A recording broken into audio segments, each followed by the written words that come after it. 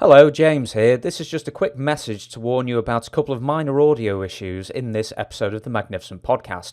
The first is my voice intermittently sounding like a robot for the first 20 minutes or so. This was due to two separate audio feeds being recorded when Don was on screen. The other is to do with the volume of my microphone throughout, which for reasons unknown, Zoom decided would auto-adjust constantly. Both issues are minor, but I wanted to make note of them in case you were wondering why. Now back to our regularly scheduled programming. From Sunset Beach, Hawaii, weighing 267 pounds, the magnificent Muraco. Why is it they call him magnificent? The man who lifts condominiums off his chest.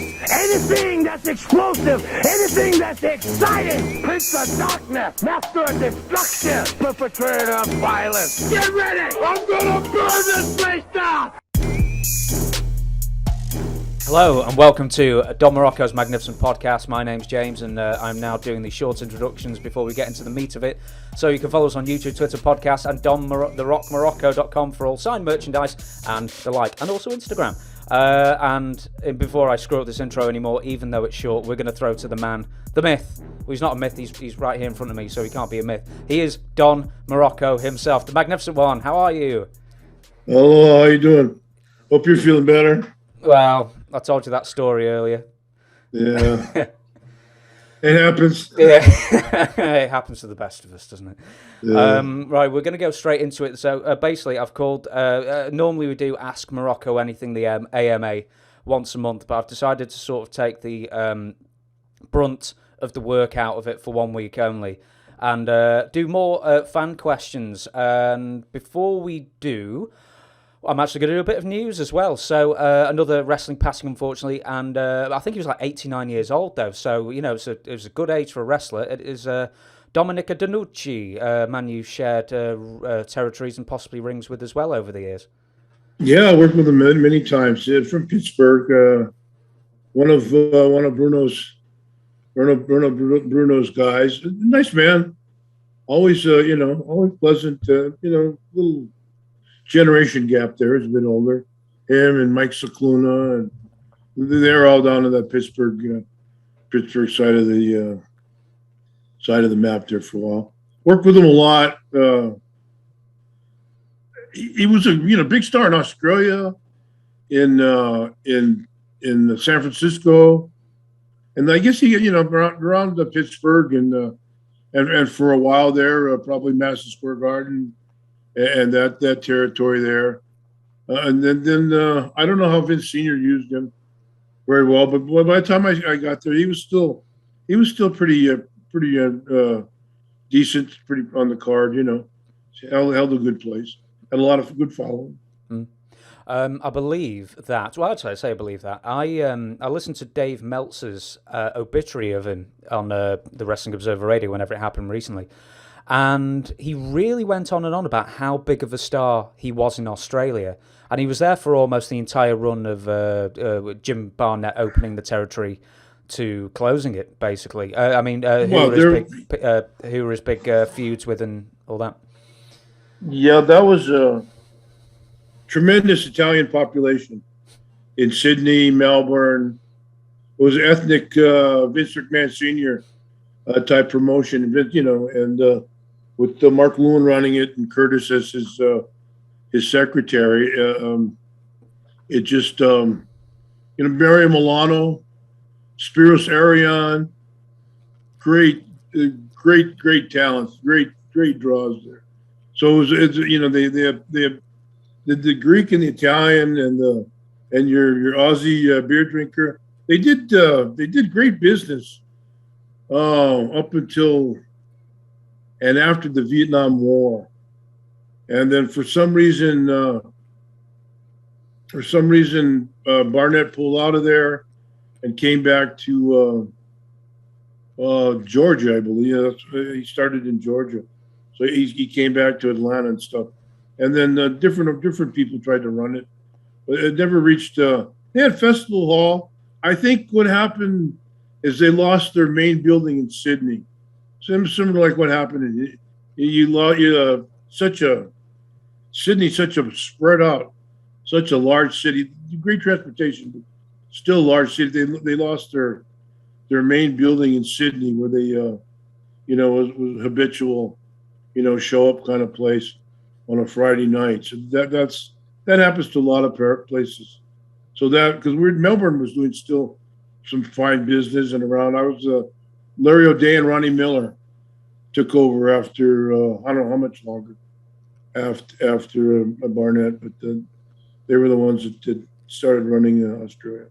When you came into the WWF in 1981, where was Dominic as far as in the pecking order on the card? Was he basically on the way down and looking towards retirement at that point? Basically, yeah. Middle of the card guy. I don't think they're bringing any heels in for him, or I don't think they had any big angles. I don't know, but I wouldn't assume that they'd had big angles for him. He was working along pretty much in the Johnny Wilds, S.D. Jones. Probably they wouldn't use him on TV at all, or very much at all, or maybe in a tag or something. So they wouldn't beat him on TV. Probably, that probably had a lot to do with the Bruno connection and his Pittsburgh connection. So he was well established in Pittsburgh. That's why those guys, why they wanted to stick with Bruno. It was such a lucrative area. There's so many towns in that hub there that could have just made a fortune. But Vince. And the last thing is, Mick Foley's come out and said just what a wonderful guy. Shane Douglas. Hopefully, I'm going to interview him soon on my other channel. Just everyone just said he was the nicest guy, super generous. I don't know how well you knew him, but does that ring true to you? Yeah, sure. He was. Like I say, he was, at the beginning, my first time through there, and then the WrestleMania era, the start of that, the Hulk and stuff, he kind of, he faded away pretty much from there. Back to Pittsburgh. He probably had shows, Detroit or in Pittsburgh and local shows or something like that. But he was, and then he came back with the autograph signings and the legends and stuff like that. Because he was established for a long, all worldwide, pretty much, Australia to Japan to San Francisco to New York. I don't know if he'd ever done a lot of work down south, but he didn't need to. It's funny when you say there's Australians, Australia had a massive Italian population. Because for me, I just think, well, they're just all our cast-offs from 100 years earlier. They're all on the prison boats getting over there. Yeah, no, large Greek and large Italian. When I was there, now I don't know and a lot of a lot of English people, white people are, but yeah, a lot of English, good big centers, of Greek and cities, big sections of the city. Sydney and Melbourne. So we'll say rest in peace to Dominica Danucci, because everyone's got to say Danucci like that. Danucci. It just rolls off the tongue. We'll mention one bit of news more, and it's the biggest piece of news probably in wrestling in quite a while. CM Punk has returned to wrestling. Returning to AEW thoughts, I don't know if you saw it. I don't know if you saw any of his older stuff. What do you make of him, and how would the Magnificent One treat CM Punk to draw as much money as he can? Well, you're just, you're following office orders. You want him where they want him. If they want him over, you're going to put him over. He's got a unique style. He's creative. So, it's a Piper type attitude, a Piperish,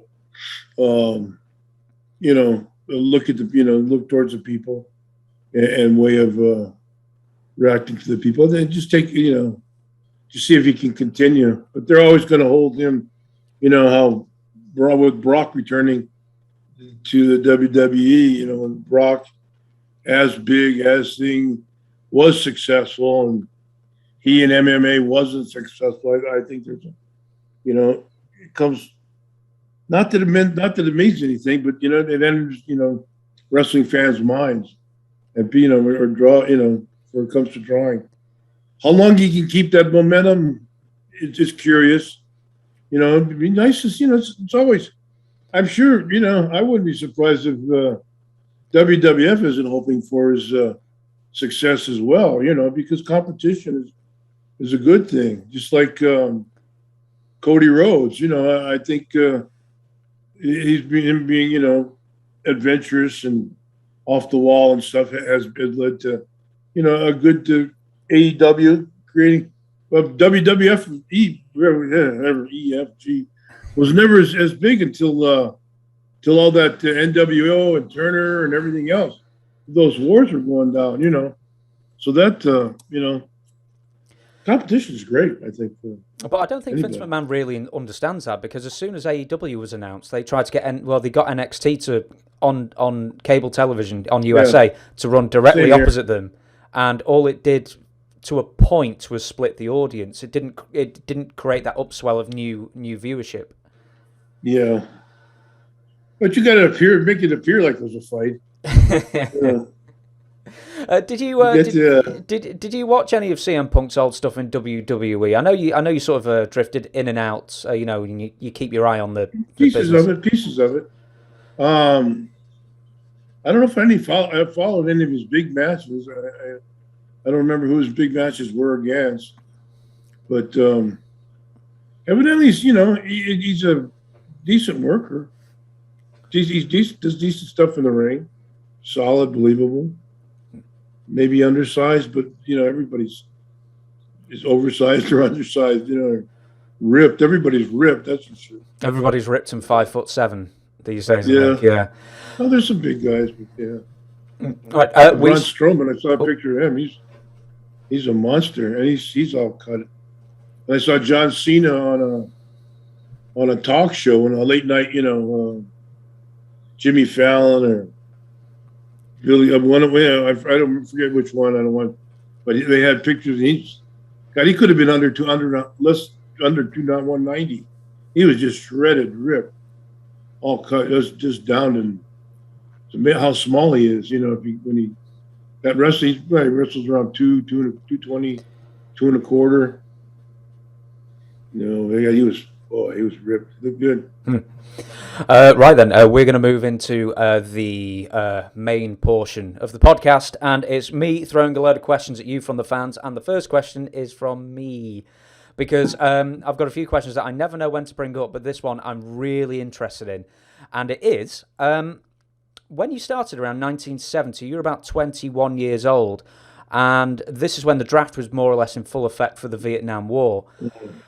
I don't know how it was in Hawaii or different states or whenever it was, but were you, as an adult, sort of living in fear of getting drafted at any point? I mean, was that a possibility even when you were in wrestling? Oh, yeah. I was back here. Came back. Long story short, hit by a car riding a bike when I was a kid. Flew 4 pins in my left hip.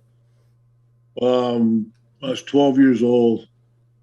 And I had that. And the doctor wrote me a paper and took it down, and I was exempt right there. So yeah, I was called in. So after that was, and it was right. Vietnam was just kicking up too.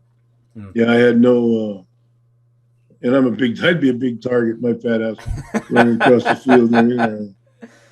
Were any other young wrestlers sort of worried about that at the time? I don't know if there was any conversation of. I mean, there must have been.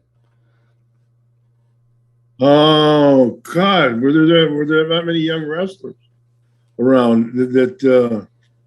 I wasn't around. I wasn't around anybody. I was in Vancouver with God, who would have been I can't think anybody in their 20s that that was in the territory when I was there. And Portland, I can't think of anybody. Billy Francis was there for a little while, but anybody else, I can't think anybody else in the draft. And then Hawaii, everybody, those guys are all seasoned pros. So I wasn't around any area where where I was, buddy. I had some friends on the outside that were sweating it and stuff, but yeah, I was pretty much alone. I was, in those days it was pretty. The locker room was quite a bit older. I've been laid up recently and been watching a lot of Vietnam documentaries, so that's why that was on my mind. I will go to the next question, and I'm actually going to read this without my glasses.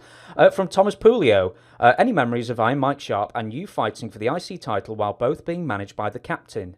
Love your podcast. I have a lot of matches with Mike. I don't remember if it's the IC title or what Captain Lou was doing. Or, those matches were probably house shows anyway. So, it had nothing to do with TV.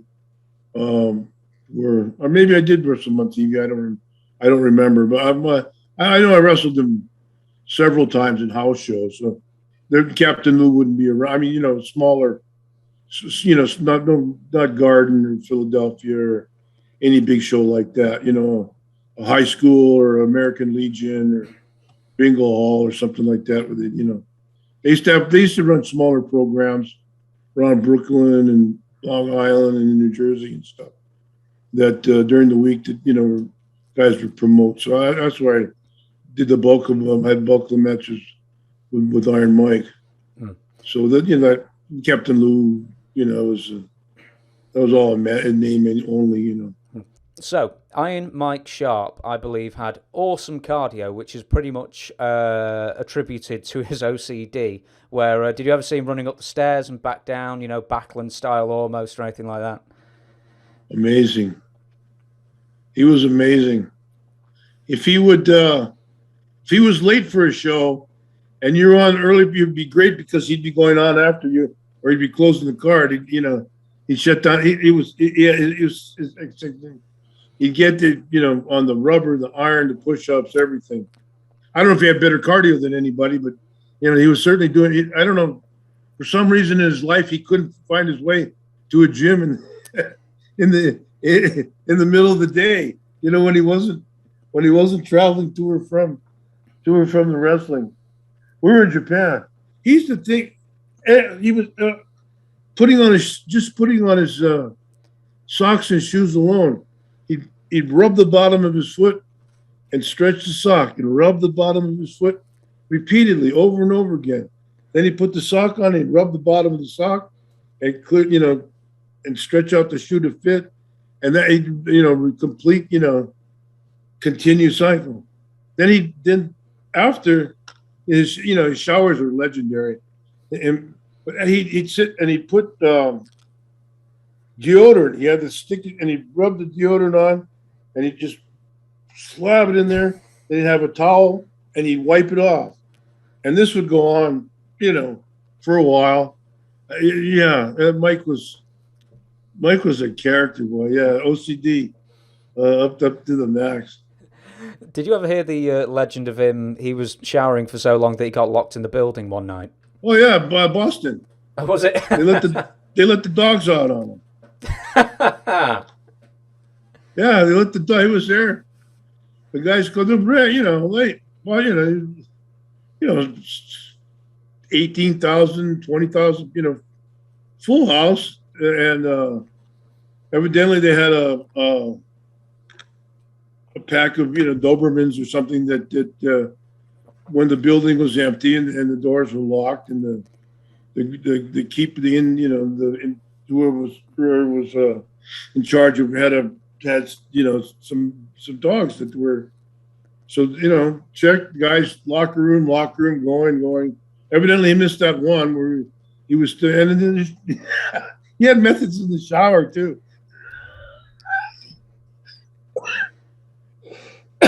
Similar to the shoes and the deodorant with him and rubbing and wiping.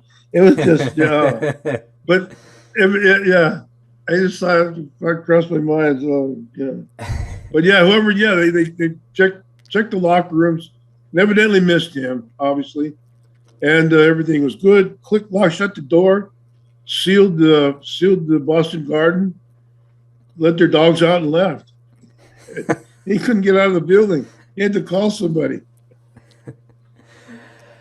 I always like the irony of that he had maybe the best cardio in the company, and they beat him in 2 minutes every single match. It's like, what was the point? Yeah, he was in good shape. I never saw him in a gym ever. He was with us in Japan, and after the first night, around, we wouldn't let him shower in the building. Here's your sweatsuit. Wear this back to the hotel. Because you're getting, you're not going to sit there, even, put him on first, but still. So, everybody's hanging around on the bus half hour, 45 minutes waiting for him to, get out of the shower. So we wouldn't let him shower in the building. Then he'd go, and then McDonald's, he went wild when Japan didn't have floss or waxed dental floss. And he was on a tear all over whatever town we were in looking for that. I can't find any wax dental floss. Yeah, he was fun.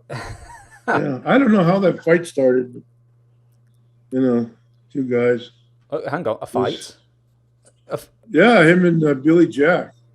Okay, no, I don't know about this one. Well, I don't know about it either. I just know Billy Jack gave him two big black eyes. I guess he was going to take his eye, and Bob Orton said that's enough.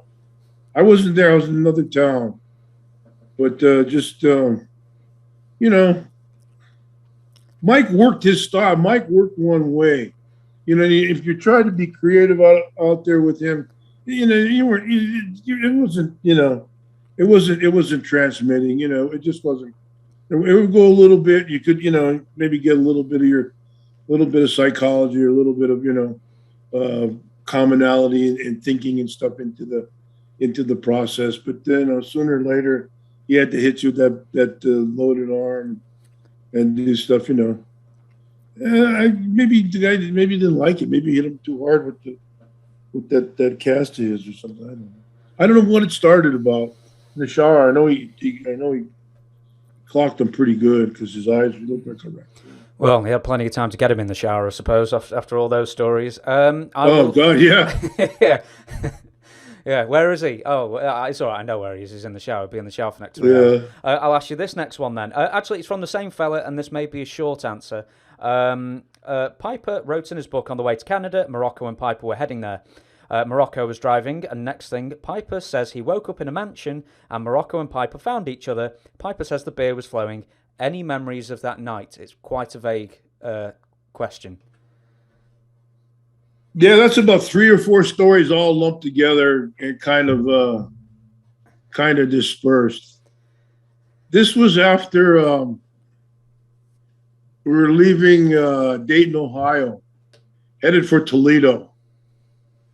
And this was after Roddy had gotten stabbed down in Charlotte, whatever town he got stabbed in. So some doctor gave him a script, just unlimited. And I think we were Bacardi and coking it or something. So we got on the freeway and we started driving. And, as Piper and I were just alone, talking and, just rapping back and forth, and ideas and stuff bouncing off each other. And then we looked up and we'd gone about 2.5 hours the opposite way from Toledo, Ohio. We've gone to north to Traverse City, Michigan, which is up on the border, towards the Canadian border. And this was in the summertime, and I know nothing about Traverse City, but I found out my friend Mickey Doyle's up around there now. But it's a magnificent vacation area in the summer. This happened to be probably in the dead of the summer, middle of summer. So we found we couldn't, we're going to go there and, go head back to Toledo the next day. So we couldn't find there wasn't a hotel, nothing anywhere, not a room to be rented in the, we weren't sleeping in cars. we weren't that broke. We were looking for, some, a pillow and a cleats. So we drove around. Finally got to a Holiday Inn in Traverse City, and all they had left was the honeymoon suite. Well, we'll take it. we got it. So we got the honeymoon suite. Had to be 15, 20 rooms in that that particular suite, the honeymoon suite in Traverse City, Michigan. So I woke up first and I walked in, there was a few Percocets and Bacardi and Cokes and stuff. Don't I do this? Is wrong thing to be done. Anybody listening, but we were young and it was the 80s. Students, yeah. But so I got up in the morning and I'm going from room to room, trying to find Roddy. There's so many rooms in there. I don't know. Let's get, so we finally got up and got rolling. But yeah, that's a combination of about 2 or 3 stories where the beer. I don't think there's any beer in the car at the time. But it was Piper wasn't much of a beer drinker. He liked his rum and cokes. He was he wasn't a beer drinker. Which rum was his favorite? Bacardi. Yeah. Well, the Bacardi for the Cuba Libres. I think we even had lemon. Well, if you're going to be in the honeymoon suite, you've got to treat yourself, haven't you? Yeah. Our next question is from Steve Device. I heard 40 years ago from an Aussie job guy about Abdullah the Butcher getting his scars put in by a surgeon, and New Jack has said the same thing in interviews. I see Abdullah's scars changed dramatically in the early 70s. I'm pretty sure Mark Lewin and King Curtis would have known details. Does Don? The Magnificent One was always a favourite of myself and my mum back in the day, even when he was a heel. Surgeon? A surgeon put scars in Abby's head, apparently. I don't know. I do not know. I doubt it. I wouldn't. Maybe one time he went to smooth it out or something. No, he used to zip himself every night. He was always. Billy Graham tells the story sometime long. I guess they're up in Canada or something when they're getting started, or somewhere when he was a spot show. And Abdullah had his blade. It was Abdullah or the Sheik. I think it was Abdullah. Had the blades, and he's working with a preliminary guy. And he cut the guy. They had to take the guy to the hospital. He cut him so much. No, they cut Curtis, Abdullah, Snuka, Dusty, all those guys. They just went after it because they wanted to go after. Look at Flair. He's been on. He's not that. He's not that tough. He's probably had surgery on. But he doesn't look that way, and he's been in as many blood baths as anybody. Did you not anybody? Did you ever hear of the story of Abdullah the Butcher's wallet? What about it? He would, instead of leaving it in the locker room, he would put it in his karate pants and then wrestle with a wallet in his underpants for the entirety. And I'll take it you never heard of that one. Could be. Abdullah was cool, man. I know him.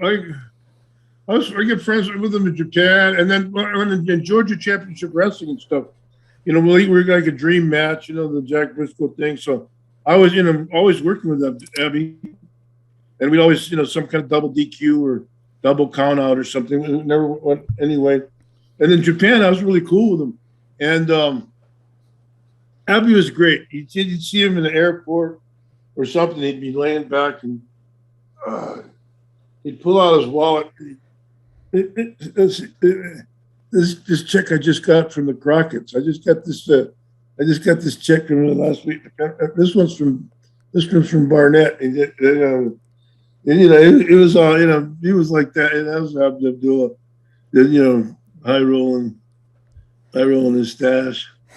I'll actually finish the story so you know what I'm saying. So apparently Abby used to count the money in his wallet and everything in his wallet, then put it in his karate pants, wrestle, then he'd go back to the locker room, take out his wallet, and then count the money again, just in case somehow someone had stolen some out of his wallet. Yeah. That'd be hell of a pickpocket there. Yeah. Your hand might burn off like on the way down there or something. just getting it in there, Have you got any more stories about Abbey? Because he had like a 50 million year career and everything, and I mean, how big of a draw was he in Japan, especially?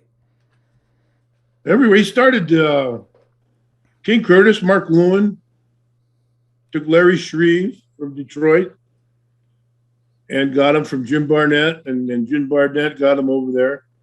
And they made him Abdullah the Butcher, just like Bruiser Brody. And that was because Curtis was the first guy to do the, on the chairs out in the lot. Well, not the first. I mean, Dory Funk Jr., but the first big guy like that to do that, table stacking, all over the arena, juice and blood and guts and everything else.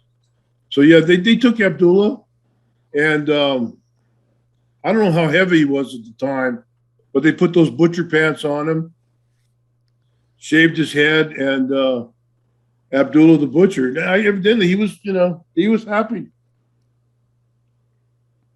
He wasn't worried about cutting himself or anything. Or anyone else. No, or anyone else.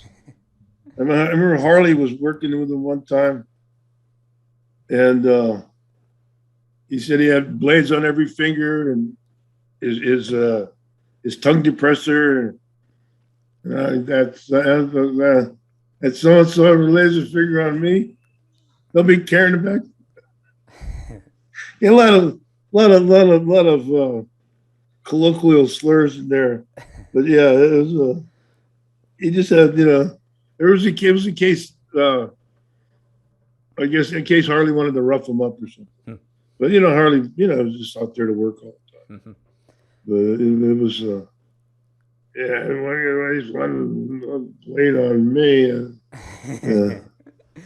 We shall move on to the next one then. Ibzan Arroyo, thoughts on Stu and Bret Hart, and we'll throw Owen Hart in there as well. Oh man, Stu Hart, man, what a hard. I knew him. I know of him and knew from him. He was the best man for Tally-Ho, Lord James Blears and his wife. He and Sandra Kovacs, and they were the three of them hung out in New York. They were working in the New York whatever territory. New York wasn't that. I don't know if it's pre-war or right immediately post WW2, but it was in that probably most likely I think post WW2 because that's when Tally got over here after he got pulled out of the water. In that I told you the sinking story, and that's how I think that's how Tally got to the States because he was on that merchant marine ship and he had wrestled in England and he had those ears that looked like like toes, so that he and that's where him, Stu, and Sandra Kovacs, Gene Kiniski's partner in British Columbia. Where they hooked up together, so that's how I know of Stu and talking to Stu. Practical, frugal man. We used to do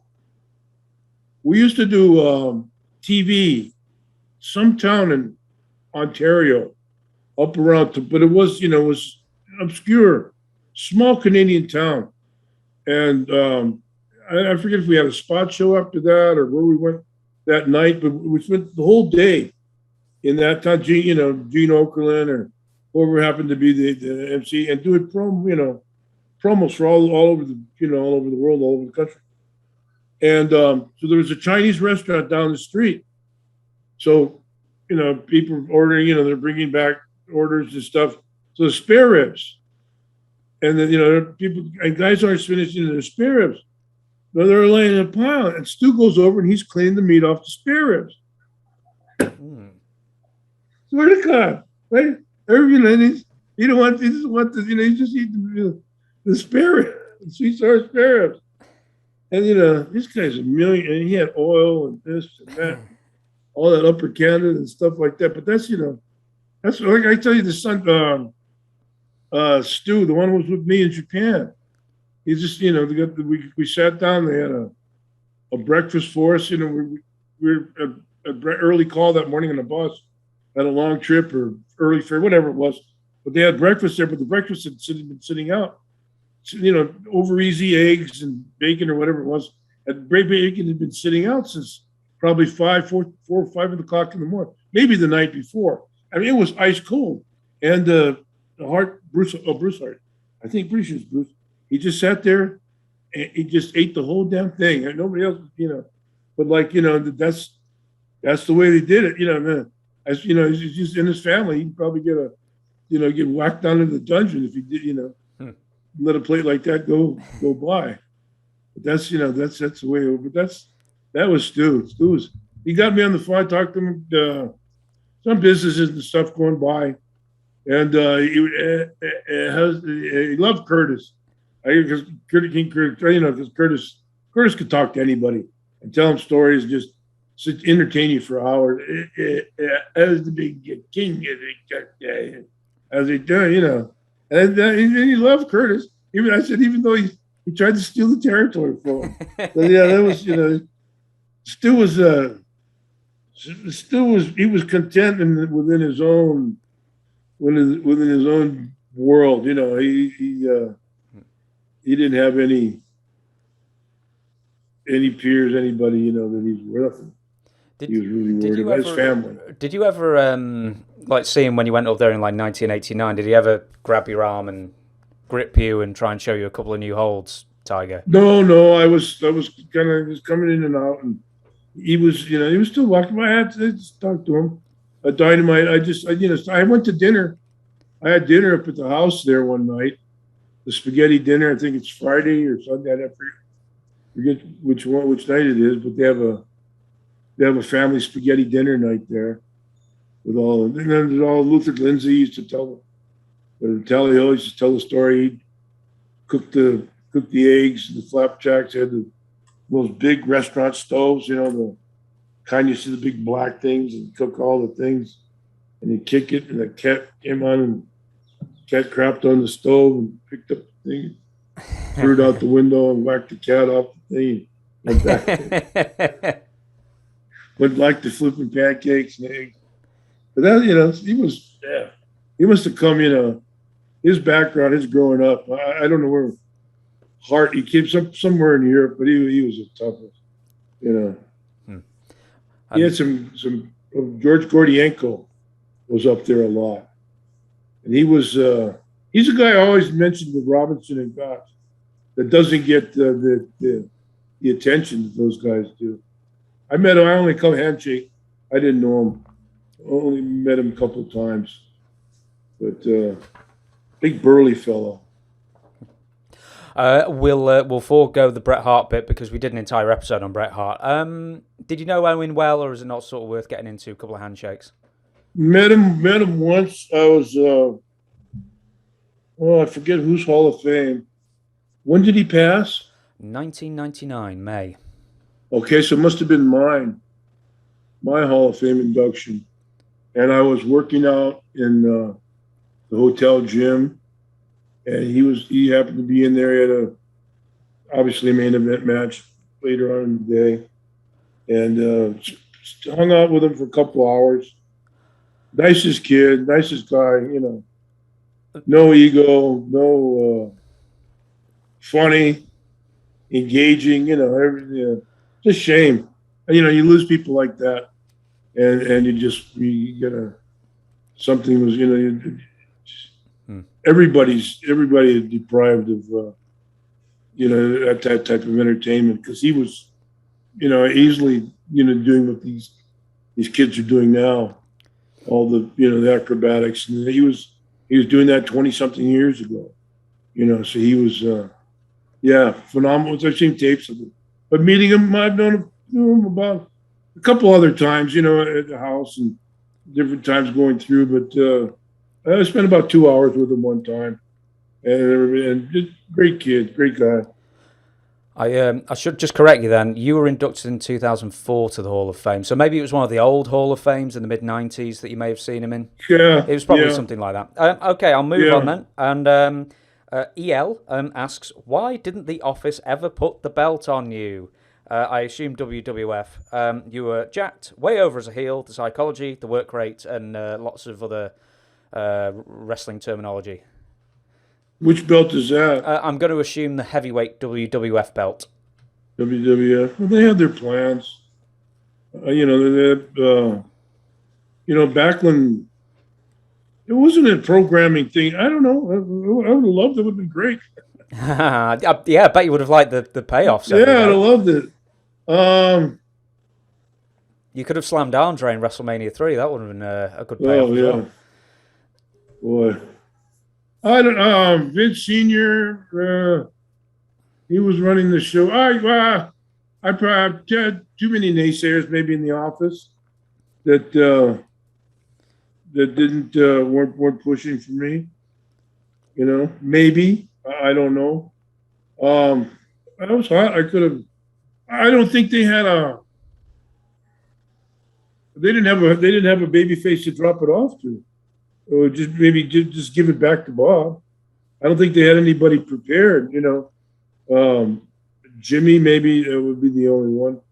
We mentioned before Steve Kern possibly, but they didn't have any. I don't think they had anybody lined up to fill that spot, and that was traditionally a Italian, Puerto Rican ethnic spot. Then Bob was WASP, white Anglo-Saxon Protestant, clean living, clear-hearted, pure-hearted, simple, clear-skinned amateur. Almost. He was very white. He's almost translucent. Yeah. So you're Italian. You're Peter would have been there sooner had it not for him getting all the beer bottles broken in his face in Sydney.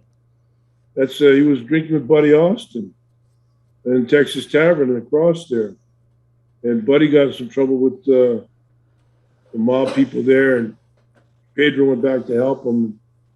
Something I forget the 30 what, but it was 30-something bottles that they broke on his face. That's how he spent 18 months in Hawaii. That's how he got to be a big card over here. And here in Los Angeles and San Francisco, he was working that time. Reconstructing doing plastic surgery on his face.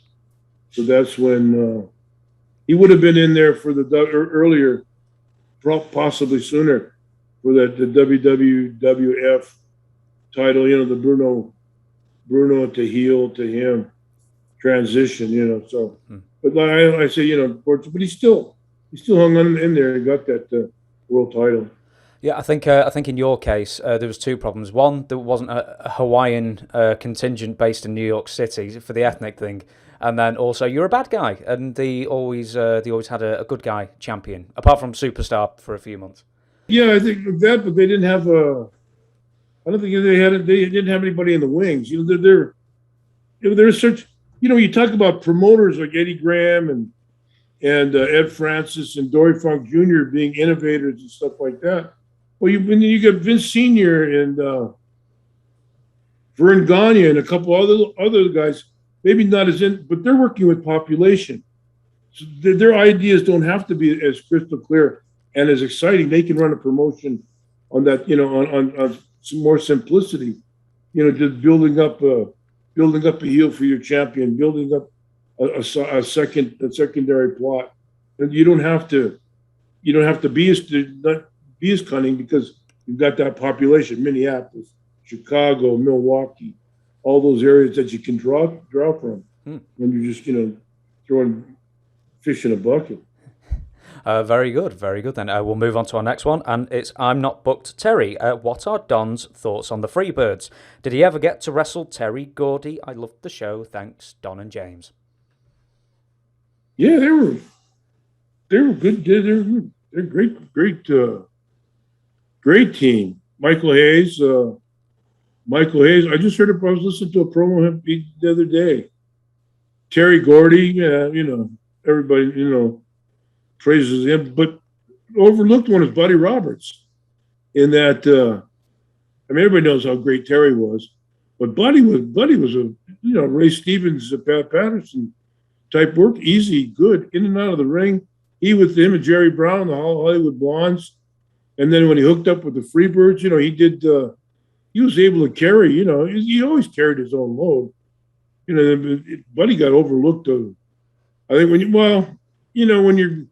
you're with a worker like Big Bubba, and you got a talker like Michael, and Terry Gordon, it's hard. The third guy probably not going to shine, as much. But he did a lot of, he was your pick and shovel guy. He was a great. You say what you want about Michael and Terry, but don't leave Buddy Roberts out, because those guys you don't have to blow smoke about them. They were tremendous. They did with the Von Erichs and all through Watts' territories, and all around. They were great cards. Ricky Morton told me not too long ago that Buddy Roberts was probably the grossest wrestler ever for personal hygiene, and I can't remember what the story was, but his trunks were covered in maggots, and all he did was just shake them off and then just put them back on and then wrestle again. He had no pride in personal hygiene, apparently. I believe that. I there's something about he dipped snuff or something like that, and he hadn't brushed his teeth in like 3 months or so. I don't know, some kind of phenomenon. I don't know what the record was or what the exact story was. I just heard it passing here. I heard the maggot story once before. But something about his teeth and the thing and the dip in his not cleaning his teeth for if it was any wonder he passed away early of poisoning. Yeah, not exactly looking after himself. I will just ask on Michael and Terry. I know you said like they don't need their triumphs going over anymore. But Michael and Terry, did you ever wrestle either of them? Did you ever hang out with the Freebirds maybe? No, not really. Oh, no. They were different times. They were in Georgia when I was working in tags, and they had a good time. That Jack Daniels thing was for real. They partied pretty good. Terry was in Japan with us once. I was out with Stan Hansen and a few other guys. But I remember Terry was there, and going to get drunk tonight. Going to get plumb ignorant. That was his. He'd come back and he would go. He would achieve his goal. Next question is, I nearly just said the question was from Huge Fan. It's from Real Need. Huge fan of Magnificent Don Muraco. Please compare Johnny Valentine's wrestling style and his son Greg's. I was lucky enough to see both years apart. I'm just thinking in your legendary career that you wrestled both father and son. Thank you for the years of being a real pro wrestler. 20 years apart. 20 years of death only. Greg did a lot of similar work to John.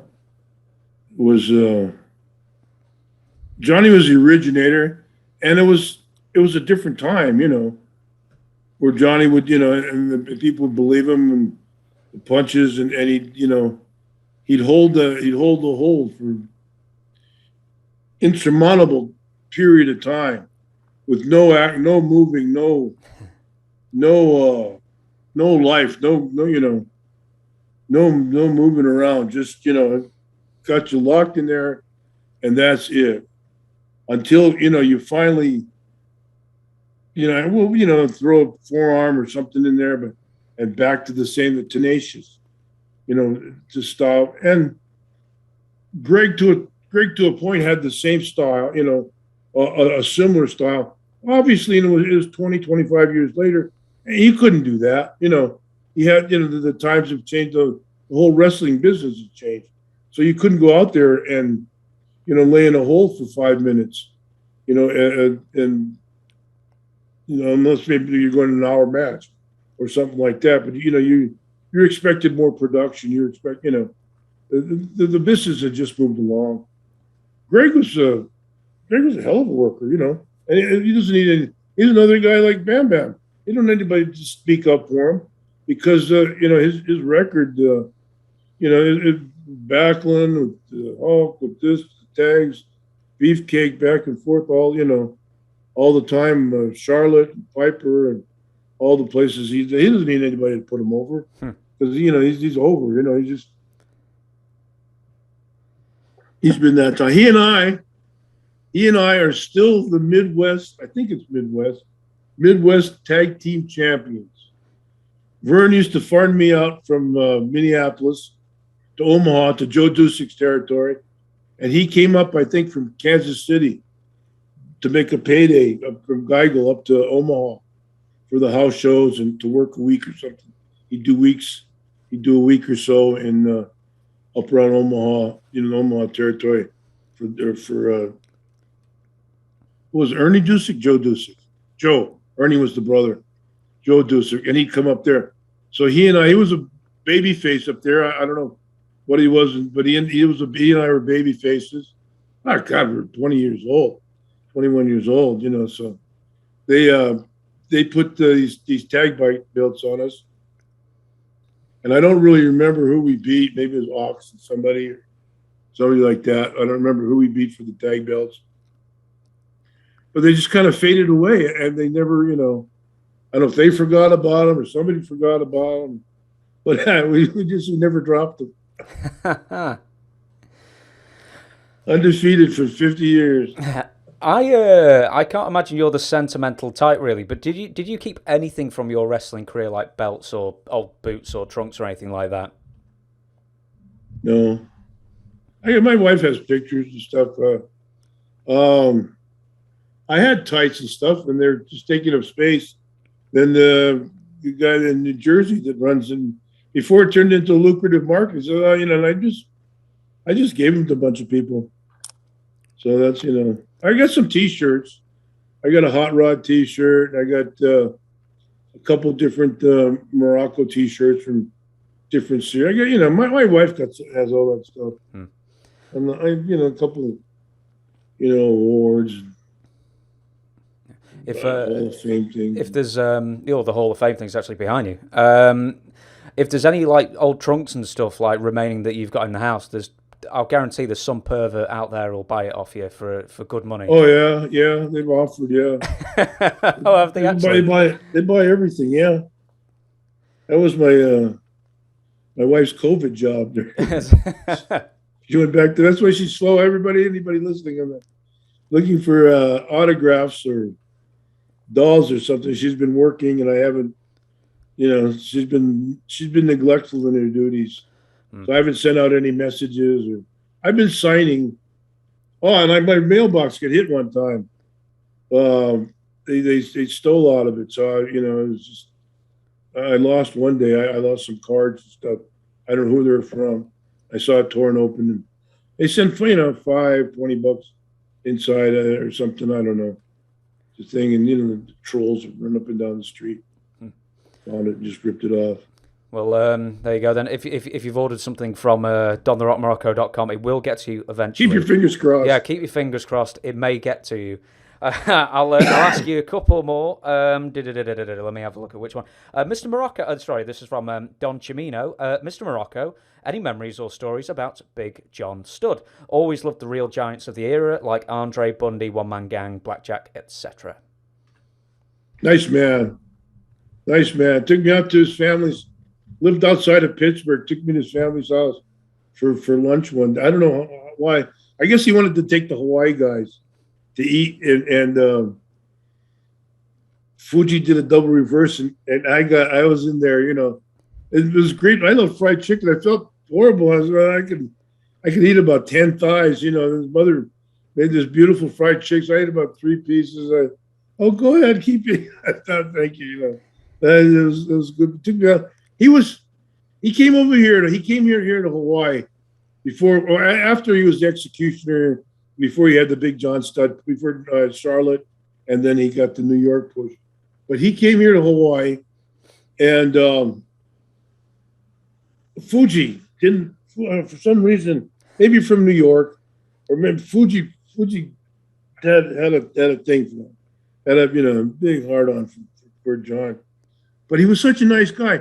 Fuji introduced him to his friends, and they were all, into the gambling and this.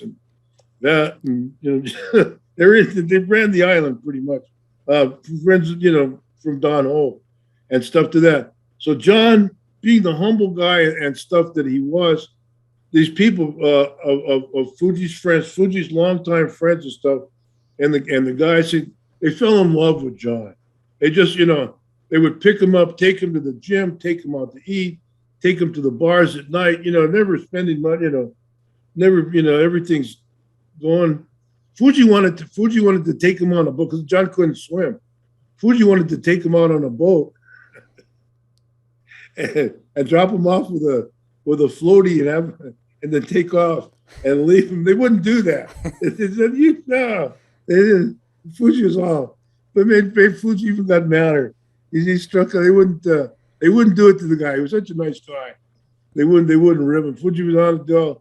Fuji every time Fuji had plotted something to foil poor Big John, then from the upper end, no, you don't need to. It was, he was such a.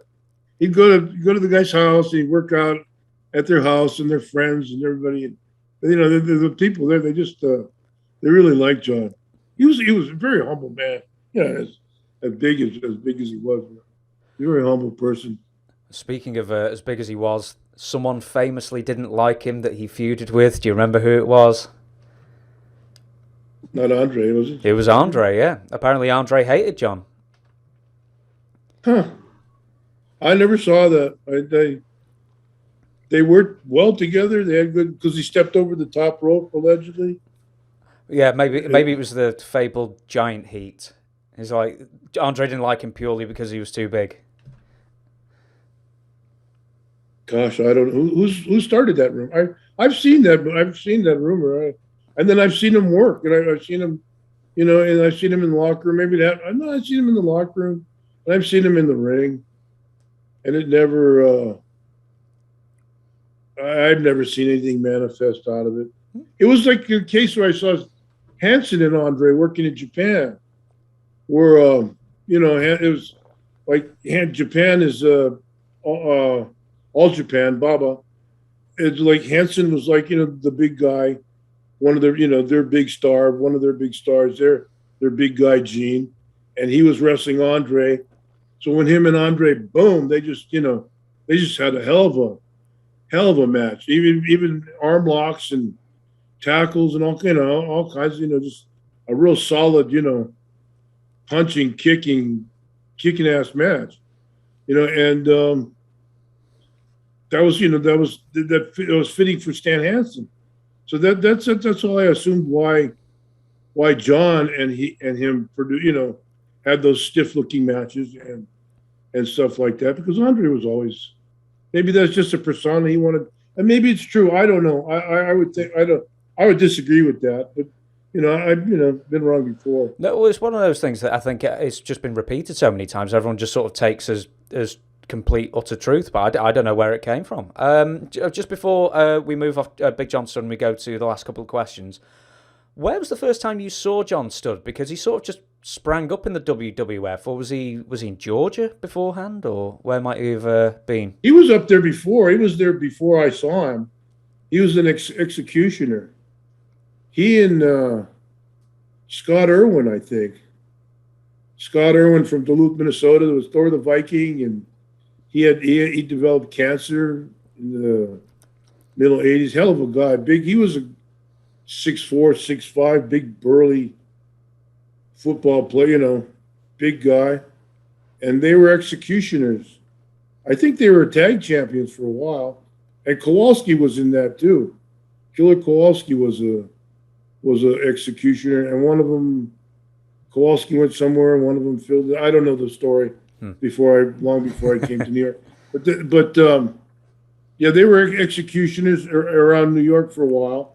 And then Scott went to South, and John, oh boy, I met John in Hawaii, and I met him in San Francisco. I forget which was first, where I met him first. Probably Hawaii, because I was there earlier. I went, San Francisco and Hawaii back and forth lots of times. So I probably first met him in Hawaii, and then San Francisco, and or maybe, but he was always, and then New York, of course. Right, we'll move on to the question that's been asked the most these last few weeks, and you know what it is already. So we'll get to it. Bad Pippi, I've decided who's going to ask this. A few months ago, Greg Valentine gave an interview where he described the final confrontation, easy for me to say, confrontation between you and Nick Bockwinkel on a double-decker bus in France. Could you describe the lead up to what happened on the bus and when you got the call you were being let go? Thanks, loved the show. It was in a restaurant, not double-decker, but I had a rental. Tally-ho told me that he'd been brought in there. They didn't know how to let me go. So they knew that he had an extra long erection for me. So, so he was, they used him, and because it wasn't long after I was gone that he was gone. He was just, it was just, my ball, my Donald, he would just ride me because he could. He was, and I was hanging the Bulldogs, and every time I turn around, drink my orange juice or something, I'm going to be floating in it. It's just, I was probably short-tempered as well. And he just got on my nerves. I'd had it.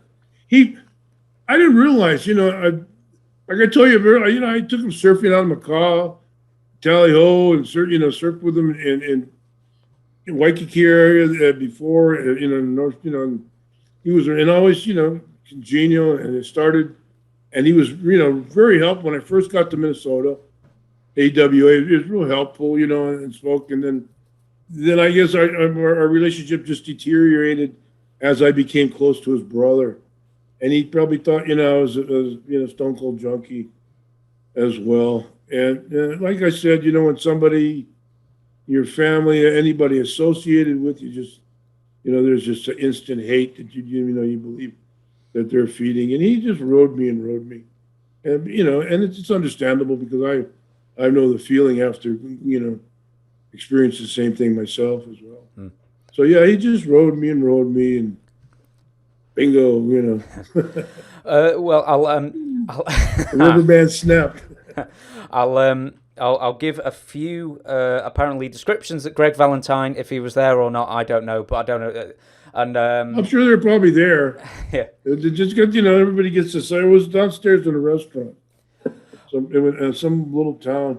They took us out of Rome because it was too expensive to keep us there, and flew us to Sardinia, which is like a ghetto, or was at the time. We stayed in a Holiday Inn or hotel that there was a goat pasture in the back. All night long you'd hear the goats. We could be in Rome, but it was a little disappointing. It was a Sardinia, and then when I got back, Vince goes, "Man, you can't do this, to my, you can't, threaten my agents and stuff like that." And I said, "Yeah, you're right. But thanks a lot. It's been great." Well, the one thing that apparently has gone round is Nick Bockwinkel confronts you over something, and you stood up and tore your T-shirt asunder like Hulk Hogan and said something to the effect of "Let's go Pecker Checker." Is that any of that possibly with your recollection? Tearing the shirt, I don't remember if I tore the shirt or not, but he was. He got the name Captain Pecker Checker because we started the drug testing, and they were doing urine testing. He'd get right down there, and make sure nobody was switching bottles or something. So, it was probably Tommy, one of the Tommy or Davy boy. Captain Pecker Checker gave him that name. So and he lived with it after a while. Hey, Captain Pecker Checker. Yeah, you couldn't push against that tide then with that nickname. He had to accept it. Yeah, the locker rooms are cold and lonely place sometimes. Yeah, especially for the Pecker Checker. I'll give you this one, maybe one afterwards, but probably just this one. Levi's Pop Culture Cave asks, did WCW contact you after you were let go from the WWF in 1988? I don't think so. I don't recall. I talked to a few people that said, call this guy or call that guy. But they were pretty tight by then. Well, not exactly, but they were, I wasn't happy with my work anyway. My legs, my hip my groin was gone, and I felt slow. I didn't, with Ric Flair, and I don't know, I probably could have gone in and had a good year or two run too, or could have gone and made a fool of myself as well. I don't know. I don't, talked to a couple people from Florida and couple guys around Atlanta that said, give this guy a call, give that guy a call, but I never did. So, it was, I had Japan, and then I started helping with the promotion in New Zealand and some other stuff. And then I got the job down on Longshore, down on the docks. I had some friends that were, Fuji's friends as well, that I got my name moved up there. People wait for a lifetime to get on the Longshore, on the docks. So I got into that, and I was pretty much at the edge of it.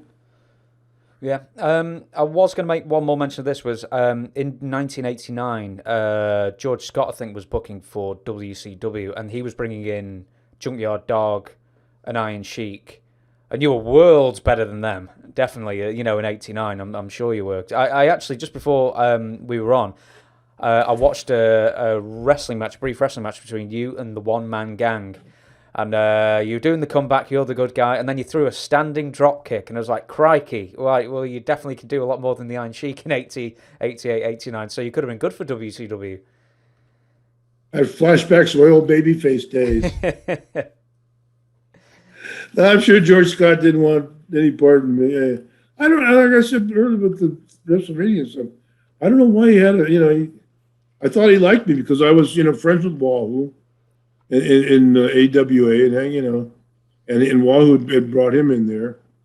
So he didn't. I was too young to pose a threat to anybody. I was 20 years old, so I didn't. I wasn't a threat to anybody there, and I was blind and stupid anyway.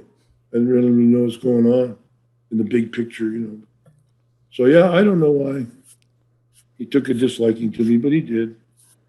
And now, well, I liked it down in Florida, and those guys in Charlotte, they made a lot of money, but they really had to work for it. I can't end on that because that was sort of a downer of a question. So I'll ask you one big question then. Alan Carlton, what does Don think about his feud with Tommy Rich in Georgia? I remember the feud. Tommy Wildfire. Some say something about fired up. Memories of Tommy Rich. Yeah, it was fun work. It was good. Moving, safe, good comebacks, good heat. It was, guys didn't, I don't know, old timers or bodybuilders or wrestlers didn't like, because of his body. He didn't, he wasn't, he wasn't your standard. What wrestling was kind of morphing into, the steroids and stuff were becoming more popular, and bodybuilding and stuff had moved up, in the world, and he didn't fit into any of those zones. But as far as a worker or anything else, he was fine. He was, and the little girls and stuff around loved him. All the, people loved him. I guess maybe men would go to the men or the main, would go initially to see him get the hell kicked out of him, wrestling the heat, because, he was the anti tough guy, I don't know what it was, but he was always a good worker. I don't know of any fights or any heat he had with anybody, but good guy. It just didn't seem to last. Evidently could take care of himself because nobody ever tried to, Harley put him over. Wasn't Harley dropped the strap to him? Harley, yeah. Yeah. So Harley put him over. Harley liked him. Worked with Buzz Sawyer a ton. So, he evidently wasn't afraid of him, Of course, if you heard him, you'd probably, be ostracized unless somebody sent you out, like a Vern Gagne or the Sheik situation. I give you $100,000 to break his leg. But he wasn't that type of an individual. He was just a good guy, good worker, good money, people in the house have good weeks. And apparently he's not changed. Right, okay, so that'll be the questions and, the editing of that weird sentence that I completely messed up and it's completely pointless. But thank you very much for joining us. We will catch you again next week where we are going to be talking about the AWA. So thank you for joining us. And thank you, Don, once again for enlightening us with your wisdom. Aloha. Have a good week, everybody.